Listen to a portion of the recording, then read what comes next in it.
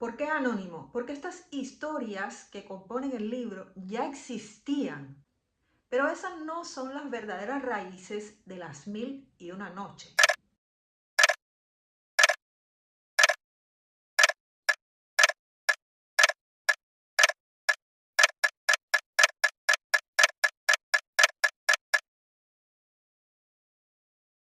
Hoy hablamos de la colección Las Mil y una Noches.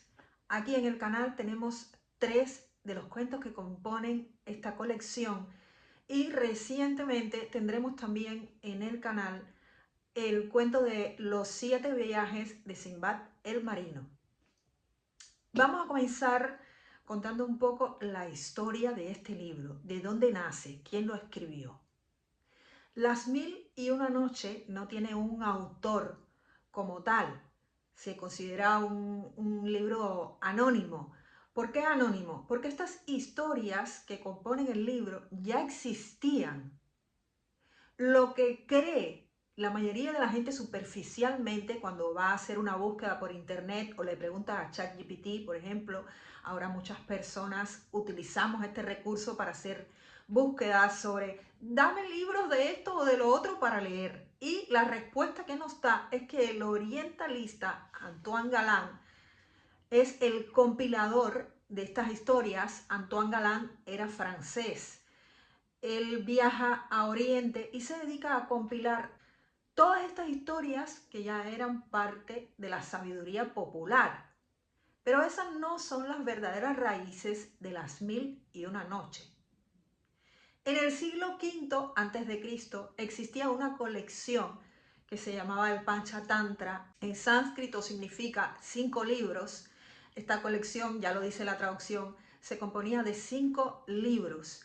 Estos 5 libros no solo tenían una función de entretenimiento, sino que también tenían una función didáctica. Los maestros hindúes y persas y árabes, estas son las raíces de Las Mil y una Noches, persas, árabes e hindúes. Lo utilizaban para instruir a los futuros reyes y el objetivo no solo era entretener, sino lograr que esos príncipes, cuando ascendieran al trono, ya tuvieran un alto grado de sabiduría. Mayoritariamente las historias que recogía estos 5 libros del Panchatantra eran fábulas de animales con una enseñanza. Básicamente eran temáticas de cómo elegir bien los amigos, cómo enfrentar los conflictos, digamos las batallas, cómo organizar una batalla, cómo manejar, cómo distribuir las riquezas, cosa importante. Y en esta colección del Panchatantra ya existía la estructura de alguien que contaba esas historias y iba iba enlazando una historia con la otra para enganchar al oyente y despertar la curiosidad tal y como aparece en el libro de Las Mil y una Noche. Aquí lo tengo, esta colección me encanta. Y bueno, ya existía este modelo que se usa, como ya digo, en Las Mil y una Noche, de alguien que va contando historias. En este caso es Sherazade, que le va contando historias al rey para evitar que él la decapite.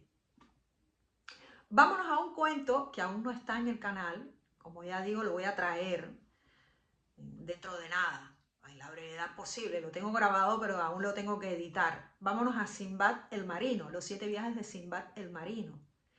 Veréis, los escritores han sido todos muy vetados a lo largo del tiempo.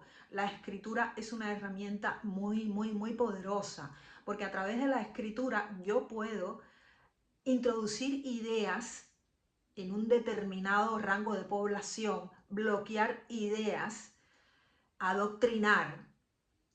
Nos encontramos que en el caso de los 7 viajes de Sinbad el Marino, bueno, es una historia, un tipo que es un porteador, le dicen que tiene que transportar una carga de, yo qué sé, de Madrid a Cuenca, me lo invento. Entonces en este traslado hacía un calor tremendo y él entra en una calle y se pone ahí a descansar en la entrada de un edificio. pero se da cuenta que en el edificio se está produciendo una tremendísima fiesta súper fastuosa y le pregunta a uno de los criados que está allí apostado en la entrada del palacete que, y esta fiesta, ¿quién está organizando el fiestorro este tan tremendo? Y entonces el criado le responde, pero bueno, tú no sabes que el que vive aquí es Sinbad el Marino, si este señor lo conoce todo el mundo. Y bueno, al porteador le entra como una perreta tremenda, le empieza a dar patadas a las piedras, se empieza a quejar y dice con palabras textuales, él se dirige al divino creador. Que estamos aquí nosotros imaginando que el divino creador es una cosa moderna que nos hemos inventado ahora, y ya en aquel entonces ya se tenía una conciencia de que existía a través de los cuentos, de la oralidad, de que existía un creador único y universal. Entonces Sinbad, que está en la fiesta, a través de las ventanas, oye la perreta tremendísima que tenía aquel señor y lo manda a subir. Le dice, que suba. Entonces baja un criado y le dice al porteador, no, mira que mi señor Sinbad quiere que subas a hablar con él. El porteador sube y cuando llega allí lo sientan en la mesa, suena un banquete tremendísimo, todo con exquisiteces, todo tipo de comida, todo tipo de vinos. Entonces lo sientan allí en la mesa con todas estas personalidades y Sinbad le dice, mira, siéntate aquí que te voy a contar. La mayoría de la gente cree que yo he llegado a tener toda esta riqueza por obra y gracia de Dios que me ha caído del cielo, pero yo he tenido que pasar por muchísimas vicisitudes y he tenido incluso que exponer mi vida para llegar a tener esta riqueza. Entonces, bajo mi punto de vista, es mi opinión. Es mi opinión. En el cuento hay como una especie de adoctrinamiento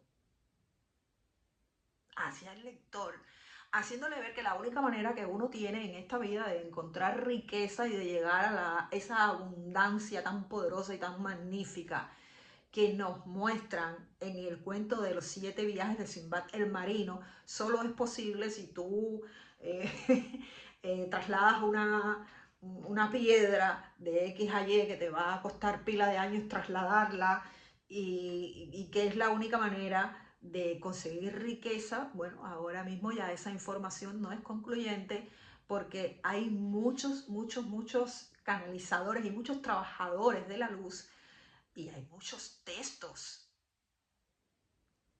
espirituales, metafísicos, que ya nos dicen que nosotros somos abundantes por naturaleza. Nosotros podemos manifestar absolutamente grandeza, riqueza, coches. Otra cosa es que lo logremos. Otra cosa es que realmente sepamos manejar esa herramienta como verdaderamente corresponde. Entonces, esos son los orígenes de las 1001 noche. Esta colección, como ya digo, del Panchatantra, los 5 libros o los 5 tratados, que ya tenía esta estructura de fábula de alguien que iba enlazando una fábula con otra y que tenía exactamente igual como ocurre en las 1001 noche, un trasfondo de entretenimiento e instrucción a través de la enseñanza final de esas fábulas. Bueno, lo de hoy es un vídeo muy cortito. Si no te has suscrito al canal, te puedes suscribir y darle a la campanita de notificación para que YouTube te mantenga al tanto de las últimas novedades. Y si lo que te apetece es escuchar varios de los cuentos de esta colección, te recuerdo que los tenemos aquí en el canal. Un abrazo a todos, nos vemos en el próximo video.